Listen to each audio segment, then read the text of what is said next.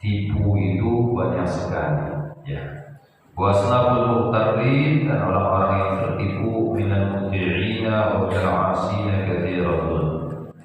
Dan golongan orang-orang yang tertipu daripada orang-orang yang taat ibadahnya kepada Allah Subhanahu wa taala, dan daripada orang yang bermaksiat kepada Allah juga banyak di antara mereka yang tertipu, tergelincir ke dalam perbuatan dosa.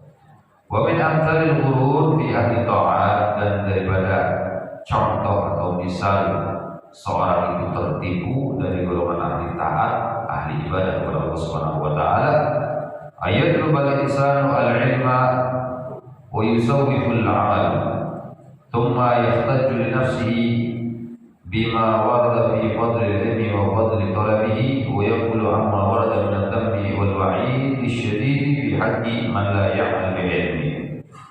Di antara contoh orang-orang yang berbuat ketaatan tapi dia itu tertipu, yaitu seseorang dia mencari ilmu, wa yusawwiful amal, tapi dia meremehkan atau meninggalkan amal. Tsumma yahtaju li nafsihi bima warada fi fadli ilmi wa fadli talabi. Kemudian nanti dia akan ditanya oleh Allah Subhanahu wa taala, kenapa kok punya ilmu tapi tidak diamalkan? Nah, ini orang punya ilmu tapi tidak diamalkan.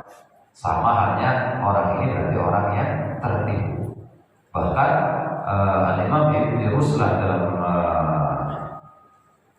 syair Zubatnya, ya, beliau mengatakan, fa'alimun bi'ilmihi lam ya'malan mu'adzabun min qabli 'ubadil wathan. Dan seorang alim, seorang yang punya ilmu, orang yang mengerti ilmu tapi dia tidak mengamalkan ilmu yang dia dapatkan, mu'adzabun min qabli 'ubadil wathan. Dia akan diadab oleh Allah Subhanahu wa taala sebelum orang-orang penyembah berhala. Ya, jadi orang-orang yang penyembah berhala diadab sama Allah, tapi lebih dulu orang yang punya ilmu tapi tidak mengamalkan ilmunya. Ya, jadi orang yang menuntut ilmu kemudian dia meninggalkan ilmunya, tidak dia amalkan ilmunya, maka dia akan ilmu tadi akan menjadi hujjah, akan membahayakan dirinya tatkala kelak di akhirat. Wa yaqfal amma warada min al-dhammi wa'id syarif fi haqqi man la ya'mal bi ilmi. Dan dia lalai, lupa dengan ancaman dari Allah Subhanahu wa taala tentang orang-orang yang punya ilmu tapi tidak mengamalkan ilmunya. Wa minha, dari antaranya juga ayyata'allama wa yu'allima lirriyasati wat tama'i fin nas. Seorang belajar ilmu tapi tujuannya tidak untuk mengamalkan ilmu. Tujuannya apa? Untuk mencari kedudukan. Saya belajar biar nanti dihormat orang, biar saya nanti jadi kiai. Nah, ini. Wat tama' fin nas, dan dia merasa tamak atas apa yang ada pada manusia, biar orang itu nurut semua sama saya. Saya biar jadi ketua ini, ketua itu, ya saya belajar niatnya demikian misalnya. Nah, ini sudah termasuk orang-orang yang muhtadin, orang-orang yang tertipu. Wa yadhunnu bi nafsihi annahu yata'allam wa yu'allim lillah. Dan dia menyangka dirinya, ya, dia belajar dan mengajarkan Allah Subhanahu wa taala, tapi di balik itu ya dia punya niatan-niatan untuk mendapatkan kedudukan dan kekuasaan. Wala yunaqishu nafsahu wala yukhtabar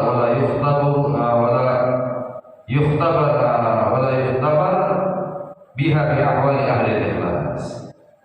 Ya, dia akan dimintai pertanggungjawaban kelak di akhirat tentang ilmu, tentang dirinya, dan dia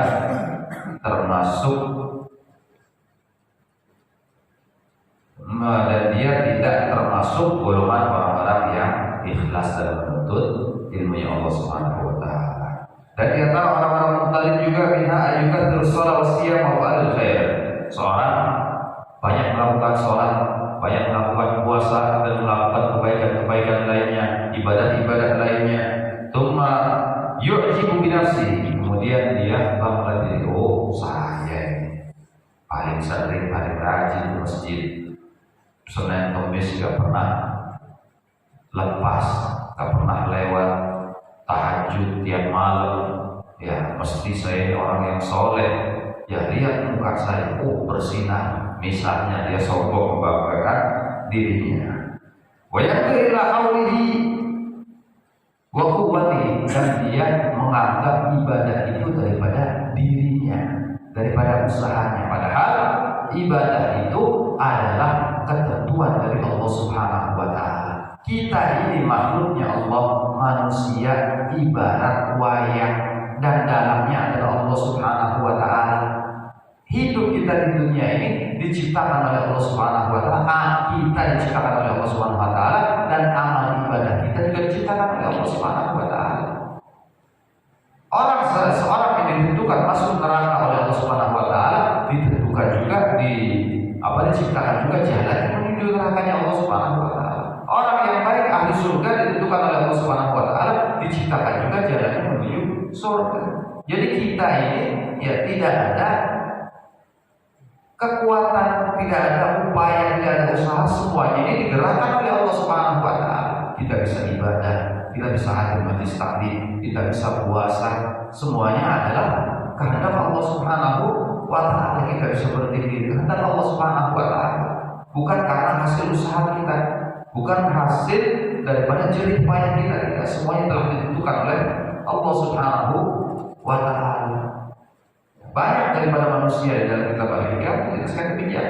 Banyak orang ini tergelincir, tergiur, ya tertipu dengan apa yang dia lakukan. Dia merasa dia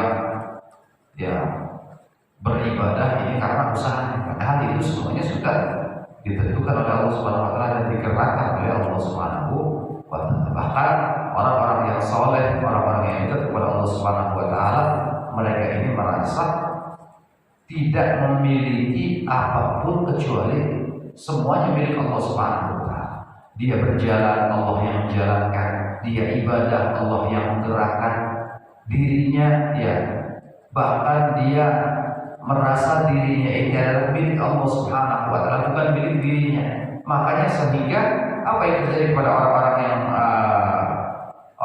yang punya kedudukan tinggi di sisi Allah Subhanahu wa taala, mereka menganggap semuanya ini adalah milik Allah Subhanahu wa taala. Salah satu contoh yang terjadi pada Syekh Siti Jenar.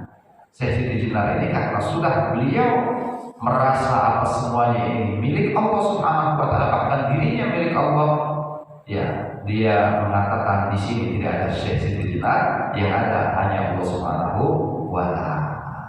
Makanya memang ilmu ini, yang kedudukan ini adalah kedudukan yang sudah tinggi di sisi Allah Subhanahu wa taala.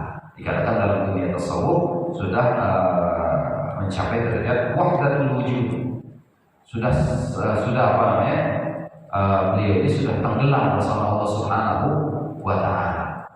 Jadi beliau tidak merasa ada dirinya, semuanya ini adalah Allah Subhanahu wa taala. Semuanya milik Allah Subhanahu wa taala. Jadi manusia ini ibarat wayangnya, semuanya diatur oleh Allah Subhanahu wa taala. Bahkan ulama-ulama yang lain selain Syekh juga banyak. Contohnya Ibn Arabi. Ibn Arabi itu pernah tatkala beliau mengajar mengatakan ma'budukum tahtal qadam, yang kalian sembah itu ada di bawah telapak kaki aku, kata Ibn Arabi. Akhirnya ulama pada waktu itu bersepakat Ibn Arabi dipegang karena takut ajarannya diikuti oleh orang yang awam dan tersesat orang-orang awam tersebut. Akhirnya dipegang Ibn Arabi. Beberapa tahun setelah wafat Ibn Arabi, rumahnya dibeli oleh seseorang dan ingin dibangun. Ternyata digali di bawah tempat duduknya Ibn Arabi ditemukan banyak sekali tumpukan emas, dan orang pada waktu itu sedang mendewakan emas. Ya, mereka sedang mendewakan emas. Maka dari itu beliau katakan, yang kalian sembah itu ada di bawah telapak kaki aku. Nah, ini Ibn Arabi. Beliau sudah mencapai juga derajat wahdatul wujud. Beliau selalu tenggelam bersama Allah Subhanahu wa taala. Ya, jadi kalau di antara kita kembali ke pembahasan kita, ya di antara contoh orang yang tertipu tadi adalah orang yang rajin sholat, rajin puasa, rajin melakukan hal-hal yang baik, kemudian dia ujub, dia merasa bangga dengan diri. Oh, ini amal ibadah saya, ini saya, nah, itu.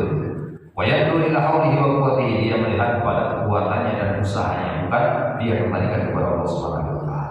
Wa yarsa minnallah alaihi, dia lupa dengan pemberian Allah kepada dirinya, fi taufiqihi wa hidayatihi, dalam taufiknya dan hidayahnya. Wal rajul muhbitun lil a'mal, dan rasa bangga diri itu bisa menghanguskan amal kita. Kalau kita beramal baik, misalnya sholatnya ribuan rakaat, sholat tahajud, puasa Senin Kamis, bahkan puasa dahar, tapi dia berbangga diri, habis pahalanya dimakan oleh rasa ujub tadi. Tidak berbekas sama sekali pahala untuk dirinya tersebut. Jadi al-ujub muhbitun lil amal, bisa menjatuhkan, menghilangkan pahala daripada amal ibadahnya. Au yuradi bi ibadatihi wa yadruku bihal manzilah indan nas, atau bukan ujub, dia banyak sholat, banyak puasa, tapi dia riya, dia ingin dilihat orang, oh ini masya Allah ini berkatnya Pak Haji, ini masjid jadi bagus ini. Nah ini misalnya untuk mendapat pujian, kedudukan pada masyarakat.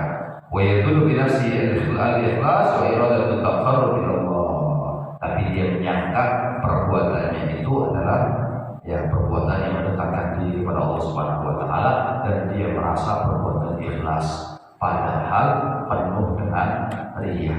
Makanya hadirin bapak-bapak yang dimuliakan oleh Allah Subhanahu wa taala, kadang ada orang ini ya nyumbang ke masjid dari siapa? Hamba Allah.